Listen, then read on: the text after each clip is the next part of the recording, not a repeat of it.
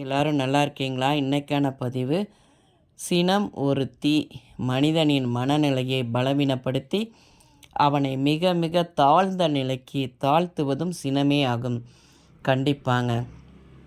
நம்ம கோபம் கொண்டு அடுத்தவர்களுடைய மனதை புண்படுத்தணும்னு வச்சுக்கோங்களேன். அந்த கோபம் அந்த புண்பட்டவர்களுக்கு பாதிப்பு அதிகம் கிடையாது.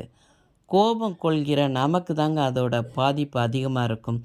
அதுக்கு நம்ம பாரதியார் ஒரு பாடல் பாடியிருக்கிறாங்க பார்த்துக்கோங்க. சினம் கொள்வார் தம்மைத்தாமே தீயார் சுட்டு செத்திடுவார் ஒப்பாவார். தீயில் சுட்டு இறந்ததுக்கு சமம்னு சொல்லி நம்மளுடைய பாரதியார் கோபத்தினால இருந்தோம்னா அப்படின்னு சொல்லி நம்ம பாரதியார் ஐயா சொல்லியிருக்காங்க. திருக்குறள் திருவள்ளுவர் ஐயாவுடைய திருக்குறள் பார்த்திங்கன்னா கோபத்துக்கு அவர் ஒரு திருக்குறள் சொல்லியிருக்கிறாங்க. சினமென்னும் சேர்ந்தாரை கொல்லி இனமென்னும் ஏம புனைய சுடும். நம்மளை நாமே அது சுடுன்னு சொல்லி ஐயா விளக்கம் கொடுத்துருக்காங்க.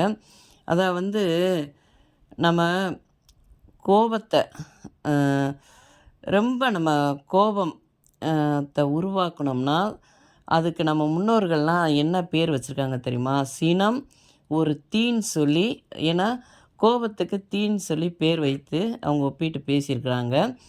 ஒரு மனிதனின் மனநிலையை அந்த கோபம் என்ன பண்ணுன்னா மனிதனின் மனநிலையை பலவீனப்படுத்தி அவனை மிக மிக தாழ்ந்த நிலைக்கு தாழ்த்துவதும் சினமே ஆகும்.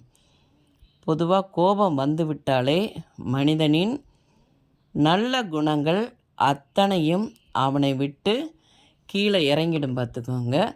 முடிந்த வரைக்கு கோபத்துக்கு அதாவது வஞ்சகர்கள் சூழ்ச்சியை அழித்து சினம் கொண்டு முறியடிக்க வேணும். அந்த கோபம் வேறு, நியாயமான கோபம். எடுத்ததுக்கெலாம் கோபப்பட்டு நம்ம கண்கள் அந்த கோபப்படுகிறவர்களுடைய கண்கள் பார்த்திங்கன்னா சிவந்து எதிரில் இருப்பது யார், சிறியவர்கள் பெரியவர்கள் அந்த மரியாதை இல்லாமல் கோபத்தீயை உமிழ்வார்கள் பார்த்துக்கோங்க. அதனால் முடிந்த வரைக்கும் கோபத்தை கண்ட்ரோல் பண்ணணும்.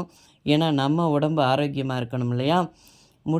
நியாயமான இதுக்கு கோபப்படலாம், எடுத்ததுக்கெல்லாம் கோபப்பட்டு நம்ம உடம்பை நம்ம கெடுத்துக்கக்கூடாதுங்க.